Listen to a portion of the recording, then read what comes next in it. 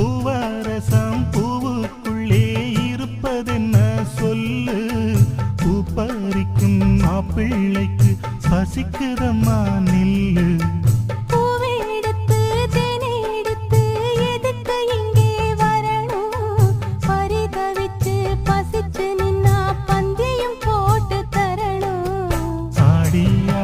பாடி வந்து அலையுதொரு குருவி கீச்சு கீச்சு